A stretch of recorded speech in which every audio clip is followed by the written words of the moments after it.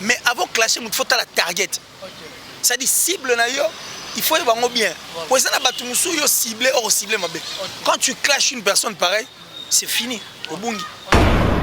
Plus loin, si on a yeli batuba autotune sur scène, na ba séquence, ndé na biba batumi tu panzani papa paisani nyango. Ba fait ngai batumu ce soir bazo critiquer, bazo loba. Non, je comprends en fait. Je suis là pour donner ba cours. Écoutez-moi bien. Dans 5 ans, quand l'émission le bon enregistré. Dans 5 ans, bako même na autotune na ba live chez les Congolais. Bon, on a bien cours en autre après 5 ans. Quand le premier mois, autotune comment ça la pas continue Roméo Golf. Mon cher Nabi me fait renom mais c'était du lourd. Et puis nenga yembi a réveillé ma sensation mon donc ce fait état mususu to biteke mutu muso ko so ngote mais biso to moni moto initiative wana liboso. Donc ça réveille beaucoup de gens. Façon de voir et à faire rigoler sa façon de faire les choses. On dirait ville yagi batu. On dirait ville est spéciale. C'est comme si c'est un artiste qui ne pouvait pas affronter la ville. Voilà. On dirait ville est une liste de tout le monde à la ville, liste de tout le monde à la ville, liste de tout le monde à concert mais il nous a prouvé le contraire. Parce qu'il s'est rêvé et il a compris qu'il doit être le game. Soroche, Torocha. Voilà. Pour Kuna organe là il était. Mais tu as une autotune, bâti autotune à défaut.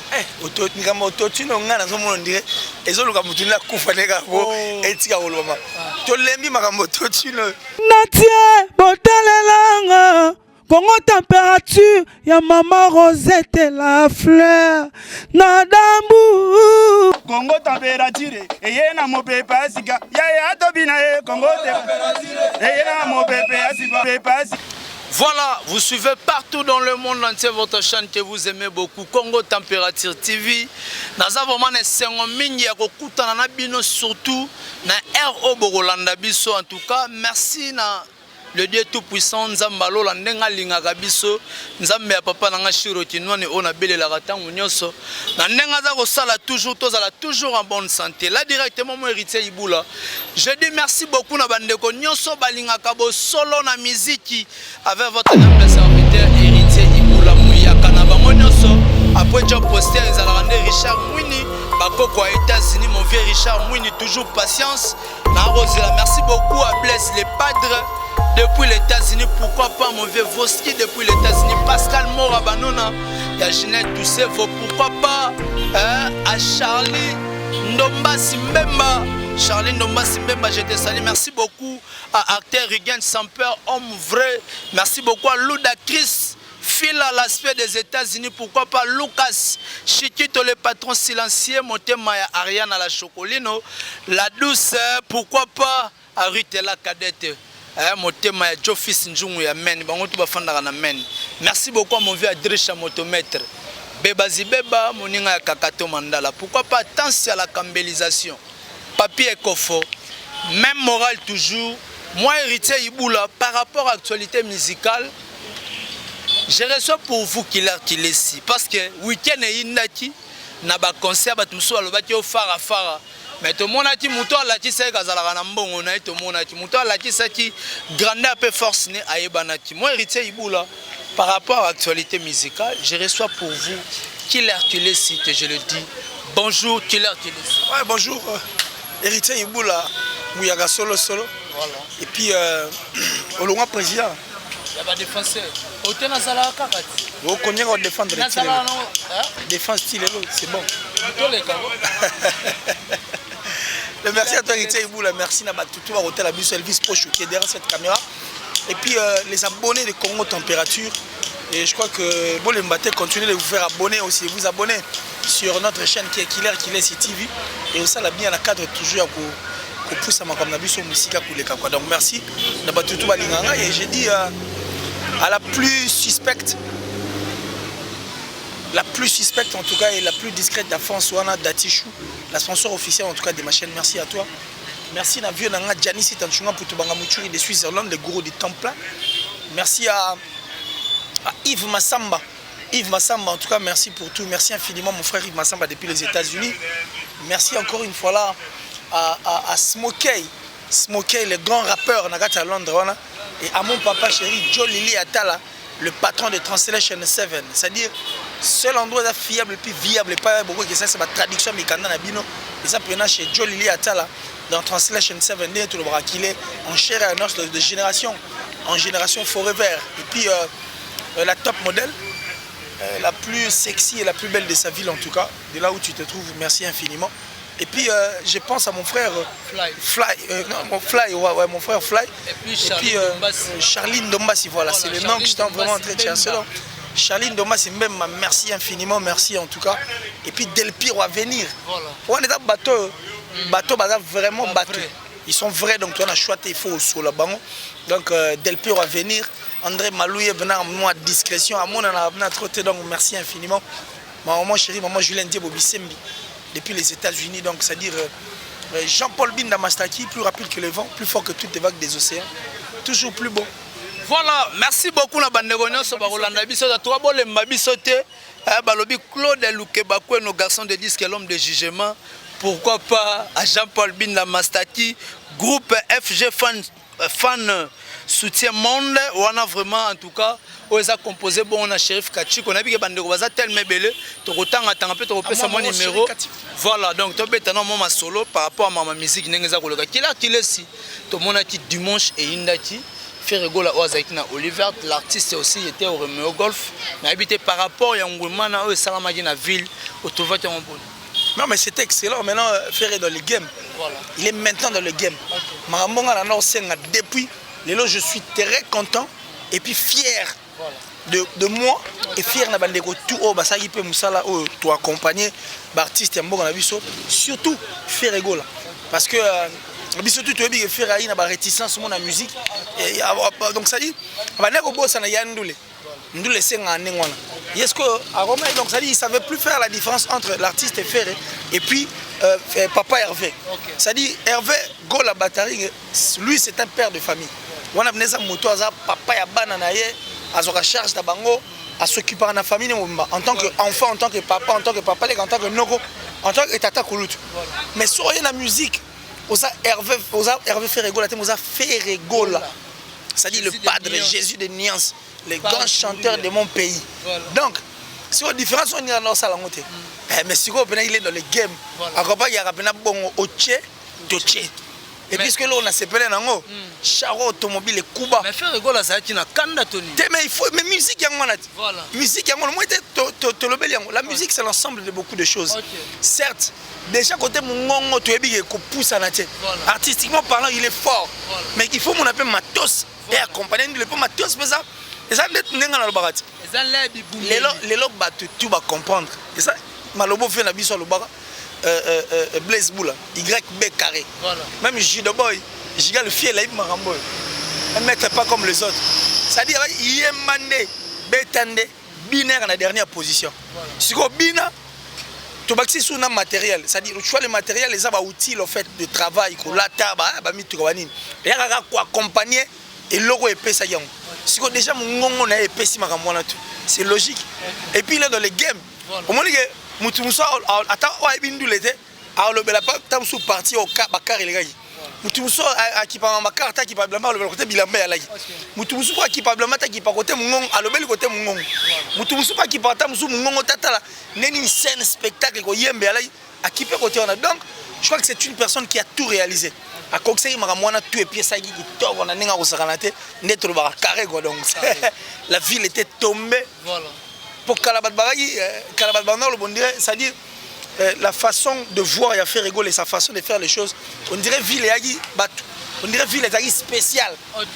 C'est comme si c'est un artiste qui ne pouvait pas affronter la ville. Voilà. On dirait ville et une liste de tout le monde à la ville, liste de tout le monde à la ville, liste de tout le monde à la concert à Bango.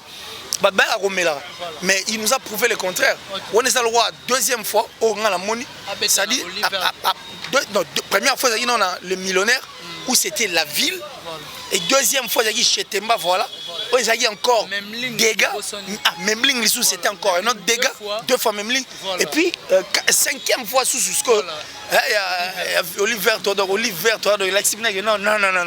donc bravo l'artiste je suis content parce qu'il s'est réveillé et il a compris qu'il doit être le game Soroche Torocha voilà pour Kuna orga mais là il était mais tu as na autotune batiki autotune na défaut autotune comme autotune on a dans mon dire ezoluka mutuni la kufa neka ko etika oloma to lembi makambo autotune bon on a bien cours en autre après 5 ans quand le premier mois boy autotune comme ça la pas comme on continue à Romeo Golf Beli bato en fait moi j'avais confondu la quand ça on dirait on faisait appel aux musulmans ça qu'on dirait ne ba yemba ne ba ça ba sourate ne ba ça ba je pensais OK na comprendre et mon abo ça na quand on dirait parce que quand ils ont cantonné arabe mon tali quoi podium il a moto bana on s'appelle son na te des araso ça ba sourate ba. Voilà, merci beaucoup à tout la bande ko ba ko landa biso ba bi faire ko la zaki na kanda ko yemba toni. Mais déjà depuis la nuit de terre la kanda ko yemba. Demain il y a dimanche on a Oliver Tinona. Mais moi je l'avais dit, je suis fier moi. Voilà. Et toi aussi tu dois vraiment t'insérer en fait sur la liste disons que tu dois aussi être fier de toi. Voilà. Parce que Ferré a compris. Voilà. Après Makelele Touché, il a compris qu'il a une seule arme. Voilà. Arme naïe à ma casse de défendre partout ça comme moko. C'est la voix. Et je tiens d'ailleurs à le féliciter parce que l'initiative naïe on il y a Oma Koussi oui ils ont continué. Mais pas plus tard aujourd'hui vers 3h du matin. Voilà. J'étais sur internet dans sa recherche dans ba voilà. Naïe on a joli Moubiala. Le petit frère de Atari Wambi King Kester le grec ici. Mais mon cher Nabi me fait non mais c'était du lourd. Et puis nenga yembi a réveillé ma sensation donc ce faire état mususu to biteke mutu muso ko so ngote mais biso to moni moto initiative wana liboso donc ça réveille beaucoup de gens et puis permettre que ba ndoyo ka banzembo to yoka na ba ponzembo oyo kana cassette na o ba oyemba na ba home acoustique on a live boy o comprendre que place Albara Boy koto Albara Boy donc merci à Ferregola parce que tu as encore redonné le courage à beaucoup de gens ba ko ça encore les efforts quoi pour qu'il va pousser le bosso. Donc merci infiniment. J'allais juste te remercier surtout de nourrir notre musique. Voilà. Quoi nourrir en moi. OK. Voilà, là directement j'ai dit après équipe présidentielle Maman Fanta Fofana, Balobi Bibi Choumou, Motema Cédric Makela, Naomi la japonaise, coach Emmanuel Kalonji. Voilà, Toussaint Boumba ils sont les motivateurs. Ils sont les motivateurs. Où est-ce les gars? Voilà. Visiblement invisible. Maman Diwembo. Quelle heure tu laisses? Ya Willy. Na sekana mo ya Willy. Willy Manit. A changé appelé ça comme ya Willy. Ya Willy mais bien. Et les gars il a pas hérité kana mona ki te. Quelle heure Laetitia? Quelle heure tu laisses? Batu ba ko lobati harmonie eza ko umela. Babi harmonie parce que Ferregola a promis taki biso na mois de février. Et pousse, mais jusqu'aujourd'hui, tu as un mois de mai, tu as fini ton mois de juin, harmonie na dynastie, ça prend du temps. Non mais justement, et puis à Malonga, il faut, parce que on ne peut pas sortir le roi. Aujourd'hui, on est où? Voilà. Il n'y a rien de spécial. Rien de spécial. Voilà, merci beaucoup. Ton compte à Sigo na Maman Likamo. Qui est ici? Robino Mundibu. Azana perte de vitesse. On appelle ou bien on a rappelé. Ah, Robino Mundibu. Goûter. Ah, Robino. Non, mais écoute. Il y a niveau où on est à Tchanan. Avec un soutien. Autobois sur le roman. Moi, je les conseille. Ça, c'est vraiment une perte de vitesse. Voilà. J'ai même suivi l'une de ces émissions. N'a bien conseillé. Tous ces méchants-là qui viennent le chercher, va tourner ma émission pour qu'il va continuer à inciter, il y a un clash à Batou. Il faut éviter. Parce que ça manque de biloko et ça ligue l'élo. Ça l'a pratiquement pas. Pour quand toi tu traites un artiste, un musicien, un fumeur de chanvre, mon souvent c'est qu'il y en a plein va fumer à chanvre. Et les chanvres accompagnent même ta politique, ta médecin sous pour opérer il faut. Quand au sein de ton orchestre aussi, il y a des gens au Bassalango. Nous, on n'encourage pas les chanvres. Mais nous te demandons de ne pas faire comme ça et puis de ne pas suivre Maran Batbaotindo Sala. Pour y avoir des raisons au Lelo Batbao Sanayo. Parce que tu étais venu à la télé, tu as dit leader à Sala 1 million de vues à Kangamanga Nae. Par contre, le Boaké Logo, on commande même pas 1 million. Si vous avez et pour ça, on peut à ce que Kangamanga Nae. On comprend? Tout ça pourquoi? Parce qu'il y avait des gens derrière lui qui lui ont incité, poussé à ce que qu'on clasher. Et c'est le même problème où il continue Tisigo. Or, c'est un danger. Moi, je les conseillerais à Tikana Roboa Raba générique. À Lukana, tout à Sana, à deux rumba mob. À Sana, des musiques, moi, Vanana. À revoir en on a Sana, musique, moi, Vanana. À Changona, sur les marchés, puis à continuer à passer un coup de pouce, tout le monde en ondé. Parce qu'on ne veut pas qu'un artiste est pareil à se perdre musicalement parlant. On a encore besoin de le voir. On a encore besoin de lui. Et aussi, il faut comprendre que la musique, bah clash les Arabiens. Mais avant de clasher, il faut la target. C'est-à-dire cible il faut y avoir bien. Pour ça, ciblé ou ciblé. Quand tu clashes une personne pareille, c'est fini. Au bungi. Avant de clasher, il faut la moutonner, il faut clasher.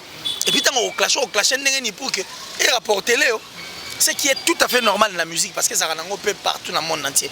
Les musiciens sont faire un clash, mais clash est dépendant de la mouton ciblé. Quand tu ne cibles pas la bonne personne, ndo moni mama comme le roi eux. Vous comprenez donc ndego robino mundibu bateau bazo salir sur émission ba olinga oti. Si c'est pour des émissions, tourne carrément des émissions simples. Évite à ce que batindi gago na libulu a tourner des émissions o ezaki o rolobele loko nino tchena marché. Voilà. Et puis beta mingi makambo nao. Voilà. Et c'est très important. Tu robeta makambo batu banini. Et c'est important. Et ça l'est bien. Et ça l'est. Mais la perte de vitesse est à peine visible. C'est visible. Parce qu'il nous a donné sa troisième tube à Pessibiso. Mais elle est inaperçue. Or, Biso, tu es bien dans ma gamme. Peut-être que la musique aux obéta, ils ont accroché soutien. Mais quand on s'en a au rumba des gens, le bino, à ce moment, mais quand on est là au moins, voilà. Mais quand on est là au moins, bon, ça fera du bien, quoi. Voilà, merci beaucoup, ça fera du bien. Bah, poste, il y a des musiciens. Il faut. Et ça, la marandengeni. Non, tu vois, musique, c'est compliqué en fait. Certes, les musiciens sont en actualité sur Internet. On accepte. Il faut en actualité. Mais c'est de quelle actualité dont on parle? Parce que l'actualité, il faut ça là. Moutago poste à karaté pour les séances en actualité. Pourquoi poster le roman? Et c'est pas ça que bon milieu maintenant l'actualité. Tu vois, moi je crois qu'il est préférable. Les musiciens va se faire entourer de bonnes personnes. Voilà. C'est très important. Bato ba yebi management bien. Bato ba yebi neni moutago salara makamu. Neni moutago poster. C'est très important. Il faut voir quoi poster. Parce que mon confirme comprenez makambo. Ça va moment là. Anyati bilama ne mo ranango boy. Soit là tiango ba romoloba. OK. Le ayez poster au bon moment et puis faire parler Batou. C'est de même avec Inosbi qui maîtrise en tout cas les games. Et aujourd'hui, je commence à voir faire rigolo à le faire aussi. Et ça là bien parce que depuis on a reposté Tilelo. Vous comprenez que ça fait parler les gens. C'est comme ça que ça se passe. On ne peut pas venir poster n'importe comment et puis écrire n'importe comment. Non, il faut y avoir comment pour la nuit aux comment. Et puis pourquoi ils ont posté? Pour se reposter, ils ont le mot et le lobby ça battre. Et ça, c'est pour ne reposter parce qu'il faut en actualité. Donc à tous les gens qui ont un kak. Pour poster pour bien en actualité. Actualité c'est bien. Mais il faut en actualité, il faut une bonne actualité. Il faut que le place soit ça la paie bien quoi. Donc ça dit tu postes quelque chose, oh, mais on va retomber les retombées, et c'est comme ça que ça se passe. Mais il ne faut pas poster vaguement, on va comment poster. Donc, là, poster pour ne pas reposter parce qu'il faut en actualité. Tu sais, bon côté. Bon côté. Voilà. Bon, ça m'a bien ma casse qu'il est. Voilà. En tout cas, bande ko ba ko landa biso na koti siko na maman alikambo. Parce que les journalistes sont l'Arabie sont fausse information. Après si papa Ali Dambote, Ali Damavouba. Ah, je te salue. Voilà. Et ça c'est que l'Arabie sont information aux clarté. C'est dans le babon qui laisse si on pose une question par rapport à l'actu du net. On va consider son affaire il y a disque d'or. Ah, bah consider. L'actu du net. Moi je crois que c'était une bonne machine. Hein? C'était vraiment une bonne machine. Mais à un certain moment, j'ai l'impression que tout le monde la machine boussole perdre le nord. Et puis la machine est comme folle. Tu comprends ce que je veux dire? On dirait que pour faire une interview, bon. Si, j'ai comme l'impression. Parce que Babana peut attaquer Kofi Olomide. Mais quand Kofi s'était décidé de leur donner l'interview, Kofi a comment lavé et puis a comment Kimia. Mon page voilà.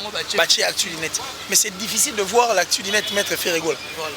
Je crois que ça peut-être pas plus long interview. Mais ce que Bango qui s'appelle des journalistes et autres, quand ils viennent à la télé pour tourner des émissions, ils ne doivent pas faire des histoires à sentiment. Il faut pas ça la makambo et ça la penza qui va ndeko ba yeba. Promotion d'état promotion moi à ma baie. C'est-à-dire utiliser le média na mangamba lokuta pour pesa le coup na mutu mo le coup moko oyo bozo bosa na ke le couter na un escalier mais suka ça nini et comment regarde maintenant ba piler ba faire avala batu sur le stream sur ba vente actuelle et artistes neni ba fan il fallait ba kende ba somo ba lakisa bango notice te ba lakisa bango neni a osela ngo pété voilà bango ba yera ba lobby ba ndeko ba moni to ça la cotisation pour que tout le gâteau rafle disque d'or. C'est étonnant. Même na ba snap ba ko mokamo biso mto octroyer ba tu nini to pesa ngo so artiste a kokisi makamene to pesi mais ouais comme na ba manager na ba fanatique ba ko mo benga comme si ba ngapo bazo benga biso ni po biso depuis to bana musala mbali boso to kutana makamba benga biso ba tu la soki mutente la disque. Ce n'est pas possible. Navi ce n'est pas là ba to tika dio sur la défaut. Autotune na défaut, disque d'or na défaut. Batiki na snap na défaut. Na snap na défaut. Pour snap pas comme moi. Mais ils ont fini ça peut mboka. Mais est-ce qui te côté? Tout ça pourquoi? Parce qu'ils ont voulu faire des histoires, il y a sentiment pour plaire aux gens, hein, du genre que au moni boye pourtant m'envoyer ça les mesa bongoté. Ça c'est détruire et puis déformer en fait l'information.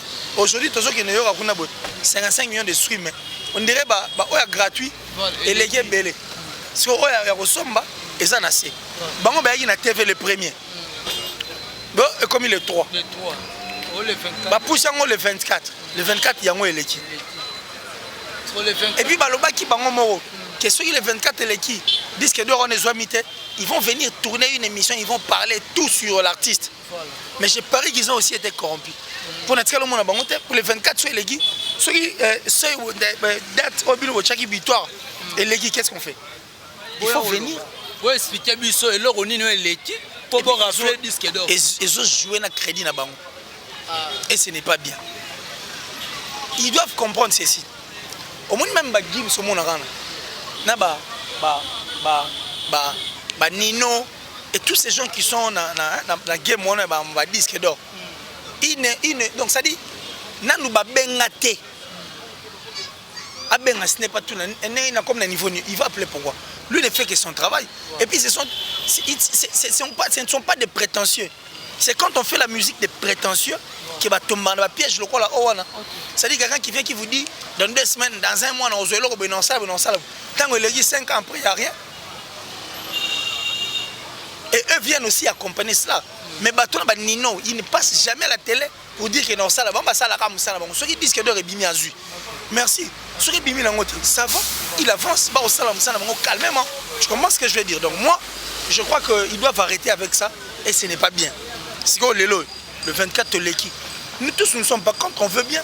Disque de Renaissance aux Zongo tôt ou tard, ça va, ce n'est pas un problème. Voilà. Mais qu'ils arrêtent de faire des histoires pareilles. Parce que détruire presse, parce que détruire un artiste et musicien Abisso. C'est quoi Barolobani? Qu'est-ce qu'ils vont dire? Tu comprends ce que je veux dire? Voilà quoi, l'actu du net. Mais est-ce que tu l'as utilisé Bazalo Kouta? Est-ce que bah propos au bandego baloba en internet, bah journaliste msou auto benga bah journaliste perroquet, au baza bah vertuité, koya na ba message bah fausse information. Est-ce que l'artiste lui-même a ça content na yango ou bien comment? Non mais certainement il doit être content. Il doit être content. Certainement. Donc il y a l'ingane bah bloquer les canons. Non mais je crois qu'il le voit. Pour moi on a raté le baratin. Neni niyo otala raté le baratin mais oui que balba mambo tout une place telle tout balba. Parce que quelqu'un qui n'est pas content de quelque chose, belonia sala. Ça a réalisé à maman. Neni boula te bongo te. Pour nga na monango avec J ben piano. Je crois que c'est un fan ou mutumo pela un poche a posté leur mort sur internet. Oh na kati le rwanda sur 100% vérité, on dirait vérité ça lègue à moi 60 et puis 40% Et les gars, j'ai pas tant à mon poste, il y a un habité, l'ongola m'a pas mana. L'ongola, l'ongola. Ngana mutu ba prestige, t'es l'ongola. Il n'est pas prestigieux quoi donc. Ça dit Pierre mutu ba pas, c'est pas un prétentieux quoi. Donc l'ongola, bah l'ongola du coup, parce qu'il n'était pas content, c'est comme ça que les gens réagissent. Quand tu fais quelque chose, et qu'il y a l'encontre, na vision, automatiquement il faut te les mélanger. Voilà, est-ce qu'il existe aussi les musiciens, bien la musique prétentieuse? Mais justement, la musique, on va en haut. Ngandem na sala boy, ngandem na ena boy, ngande, pof, ngana pesa court, ngana sala boy. Dans 2 mois, on a reçu bord, on a tout le monde va activer net. Dans 2 mois, dans boy, mais est-ce que les artistes ne savent pas que non, sur les bosseurs et la caméra qui émission sera toujours enregistrée? Parce que Nathalie dans 2 émissions na les cas kala lobaga bon enregistré. Bon, il oublie aussi. Quand il demande aux gens d'enregistrer, il faut que le monde comment le monde comment rapprocher. Et c'est là grâce à l'internet. Avant à l'obalikamou, il faut tourner en langue ou bien il faut passer à la recherche. Vous comprenez? Soit il va la recherche automatiquement. À quoi il va y mais si on a aussi les recherches, c'est quoi? Pour pas tout le monde comment on a continué à Google. Google, nous tout cher à Maram. N'importe quoi on a besoin de Google.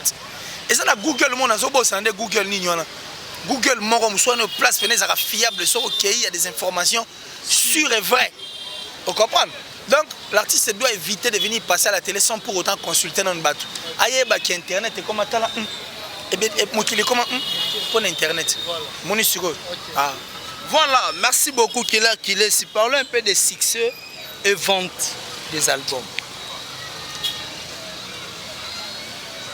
Là bien papa. Moi il y a des émissions de ces journalistes, des analystes qui viennent à la télé pour parler. Sur base de quoi? Succès, la vente. Et ça la vente c'est autre chose, les succès c'est autre chose. Tout le monde a bandé me belé ça la succès mais t'es kamate.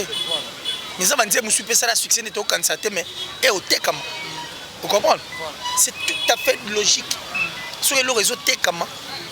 Sur le réseau tekama. Pourcentage de quota surtout ceux qui ne secondaire la bus salara. Tonnerre à mamie qui m'a droit d'auteur et autres voilà, m'a droit d'auteur et autres. Ceux qui vendent y moto na moto il faut azwaga.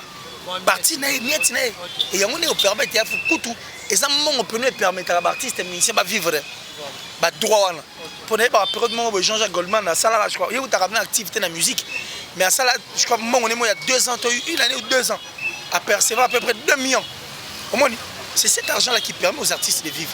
Tu comprends ce que je veux dire? Dans le succès il y a une grande différence entre le succès et la vente. Nous tout ça rappelle succès à karaté. Les gens doivent comprendre beaucoup de choses au moins bah label aux hommes et là bien être dans un grand label ce n'est pas mauvais. Vous comprenez? Pour le label au monde on a un gros matisayo et gros kitisayo. Mais quand tu as un contrat direct na yona label mon aux hommes on peut nous candidater papa parce que dans la musique n'expliquant moi la musique toi on a pas producteur des producteurs de la chanson toi on a pas compositeur bah toi ça la texte bali bah monsieur ça va vocaliste. Vous comprenez? Bah toi avec un instrument et ces gens là par chanson je crois que bon généralité bah label une chanson 50% revient à un label et le autre 50% ils en a bateau bah bêti musique donc moto à bêti moto à sali vocal moto à commis donc c'est tous ces gens là qui participent pour qu'une chanson et ça la bien tant que 50% sont en maboko na bango mutu tout en a droit nango yango on a mon artiste pas comme Robert ba guitare pour moi le chocho sanini et matakwa et c'est comme ça que ça se passe quand on va tromper à mutu on dit label est là bien et ça nango bien être dans un grand label c'est bien mais label est matière qui tsara et ceux qui ont un contrat de mo bena label le chocho est bien rapidement compliqué nous mon artiste et musicien bien comment qu'on s'auto-produire par exemple Youssoufa il s'auto-produit lui-même et l'engagement label ce label est signé na yote mais signé tam sous na ya yopé et que moi bah pourcentage rose peut-être une grande partie de l'argent et ça la bien mais moi je crois que bah ndego barolo maramba par rapport à succès na vente il doit faire très attention parce que la vente c'est autre chose les succès ils ont makambo mususu voilà. Succès peut eza makambu mususu vente peut eza makambu mususu. Parlons un peu de Olivier Chimanga. tiki bandeko na défaut. Non, opération tika. Mais opération tika na défaut. Parce que tant to pesi ba définition to tina ba bandimité ba bité. To benga expert Olivier Chimanga. Aloba. Olandaji? Namone ka ndo bisenga. Namone ndo bisenga, namone pe na extrait ndo laksinga ka. OK. Parce que na difficulté à Hollande ba. Biloko ndengona. Ça dit ndenge yo laksinga ya muki wana. Ya muki ka wana. OK. Oyoki ba dire Olivier. Il n'a fait que dire la vérité. Voilà. Et puis, ce que le ça l'a passé à pour que bon bambala ok. Bon. Artiste à Kosaki. Voilà. Au moins vous n'avez pas voulu dire ça. Voilà. Mais est-ce que imaginez ce que vous souffrez rigolo. Mais c'était innocent. Les erreurs aux hommes analyse. Qu'est-ce qu'on est quand l'artiste fait quelque chose qui est dans l'encontre au lieu de clairer la lanterne et puis dire la vérité à l'artiste, vous ne voulez pas. Vous faites en forme, vous l'avez en veste, après vous allez dire à l'artiste, moment pour vexer, mais c'est pas normal. Ce n'est pas normal. Et le résultat visible dans la qu'il y a eu moins de dérapage. Mais tous bon comme on est lapsus language. Vous imaginez. Et pourtant il y a eu une erreur. Et puis c'est visible. Des gens qui ne veulent pas aider les artistes, ils sont mis à ma bête. Ils ont fait des choses qui sont libanais. Ce sont des gens qui induisent les artistes en erreur. Et par contre, il arrive à faire. Il y a réparé un truc. Il y a des gens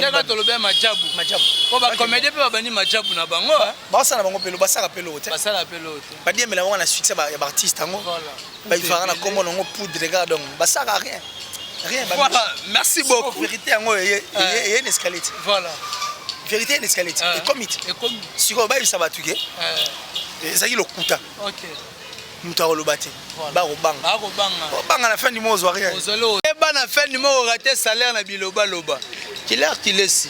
Tout le monde a Kinshasa ninganati que innonce bien a été recherché. Na habité a fait des recherches à une sorte de innonce bien qui n'a que se répondre dans la parquet matete na habité rolobani sur. S'il était là lui-même. Innonce c'est un homme sincère. Dans le baron Balébélé qu'il a toujours été sincère envers lui. Et il a toujours été vrai. Et je crois que Nambarambaba, donc il est parti, comme tout citoyen. On attend tout à l'heure qu'est-ce qui va encore venir après.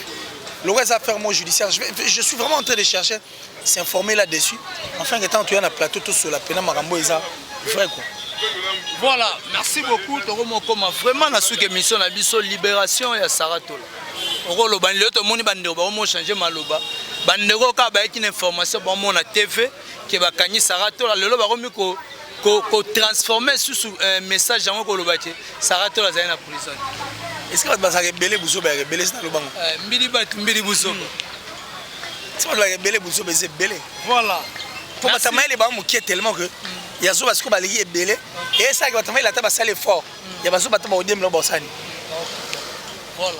Merci beaucoup vraiment qu'il a laissé na moi temps aujourd'hui par rapport à Marambo ezali kolega na musique na biso to komi na suka. Ba remerciement non par rapport na bandeko balani. En tout cas Datichou, la plus suspecte, la plus discrète, la sponsor officielle de cette grande chaîne. Merci infiniment. Merci à mon papa chéri Joe Lili Atala, en chair et annonce de génération en génération. Joe Lili Atala, le patron de Translation 7. Bandeko tout ba olinga ba sala ba traduction mikanda na bango. Na Angleterre moment place ya Mongo Translation 7 et c'est la fiable le plus viable. Merci à Janice Tanchunga pour Banga Mouchuri de Switzerland, le gourou du temps plein.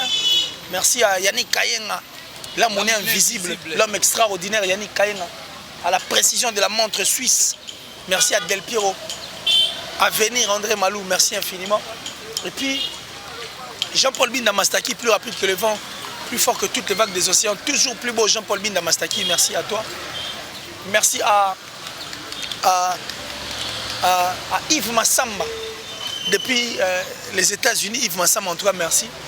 Et puis Smokey, le grand rappeur, en Angleterre, on a pour Calamity album, mais je vais tourner une émission sur Yango, as un mauvais artiste, on a la fierté et puis le du Congo, à niveau en Angleterre, mais imaginez quand même en Alingal, ma en Angleterre, on a 4 toujours à vendre image et puis langue, Nabi Solong.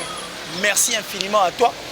Smokey, le grand rappeur en Angleterre, la top modèle, la plus sexy, la plus belle de sa ville et de son pays. Merci à toi. Ma maman chérie, maman Julienne Diebo Bissem, yo na obo sanarate. Et puis on a biso Charlie Massamba. Charlie Massamba Mbemba. Non, Charline Dombassi. Charline Dombassi, ouais, Charline Dombassi. Mbemba, en tout cas, Charline Dombassi, merci infiniment. Merci na tout balinga killer kilesi. Et puis vena biso Adricha motomètre. Beba zibeba kia foma monango. Ya na mbongo ya makofina. J'allais signaler un monsieur là en Angleterre wana ozo menasa ngana. Ton numéro là il faut exposer. Moi ne m'intimide pas facilement. Yaka na numéro bongo to tcha ngoto. Yaka na pesa o tcha ngo. Et puis na benga nga je l'avais vraiment expliqué. Et na moni ka yo kakate. Alors wa zo kakate, il faut comprendre ngo siko. Donc on comprend ngo. À l'aide de ton numéro, les gens vont comprendre. Et puis naibige mambo lugano aussi sango pété. En plus, nous sommes vrais. Nous n'avions jamais été contre personne, contre qui que ce soit. Et puis tu n'auras jamais tout le monde. Tout il faut bazala. Mais tu as la clarité et puis tout ça là pour le bonheur et la culture de biso. Si on change de nationalité, c'est que c'est plein d'artistes na bino kuna Angleterre ou ça la fierté la bino. Biso ce qu'on est RD c'est qu'on compte à na biso té. Et puis on est responsable de la compréhension na hôtel. Nous quand on vient dans nos émissions, si on estime que toi bazoba hôtel la bisoni. Pas de l'exactement dans hôtel la biso. Moi les personnes à considérer que zoba et puis et tout on a calculé on a calculé na tala bango té na yo rappel bango té. C'est question d'éviter le pire. Vous comprenez? Donc, on accepte, mais voilà. Le plus 243, Westriga, le plus 243, 89, 526, 54, 54, plus 243, 89, 526, 54, 54. Donc, ça, on attend. Voilà, merci beaucoup à Jidaboy, à Jugal Fiel, pourquoi pas Kams Massian, il est séminariste. Merci beaucoup vraiment à Bandego Nyoso Balandi Biso. Bandego tout bana posa bakota na groupe FG Fan Soutien Monde. Poeza composé bongo na Shérif Kachiko, Jean-Paul Binda Mastaki, Mami Ekenge, Sengala Césarine la Gauloise, Niage Merlin Foursi Kabessa, Alain Manzenza, Gizimo Semwamba. Contactez Bango Orozo Bongo Di Denise na 0033 641 94 69 90 0033 641 94 66 90 wana Ozamo Bimba. J'ai dit merci beaucoup à Papi Pambou depuis Afrique du Sud, je te salue. J'ai dit encore merci beaucoup à Mokonza Mboka, le tout puissant champion Wadol depuis La Rochelle. J'ai dit encore merci beaucoup à Bruno Lubi Kambonga, propre Sandra ta maman la Petit Brown, Junior et Broly, 10 à match. J'ai dit encore merci beaucoup à Hervé Bossitampen, merci beaucoup à Trésor Nitou, pourquoi pas à Musée l'assistance, Elvis Poche sur la caméra, merci beaucoup à Maman Rosette à la fleur d'amour, merci beaucoup à Bandeko Nyonso, au Balingaka, héritier Iboula, Jonathan Kwenna depuis Atlanta, je te salue. Arnaud Bilo, malgré Obosanangaï, Arnaud Bilo, je te salue toujours, on est toujours ensemble. Merci beaucoup à Jackson Mayele. Jackson Mayele, je te salue. Merci na bandeko nyonso balingaka héritier Iboula. Maman m'avait chungu mutete la solo Julia Florida maman na Jansi. Na bandeko to balingaka héritier Iboula. Ndena lobaka souvent. Merci beaucoup à Dali Iboula maman Mokonzi. Maman na Daniel et d'Alex. Ndena lobaka souvent to monani soki Nzambe azongi na te play. Natie botalelanga. Congo température, ya maman Rosette la fleur, Nadambu. Congo température, et na mo pepa sika, ya atobina Congo température, et na mo pepa sika.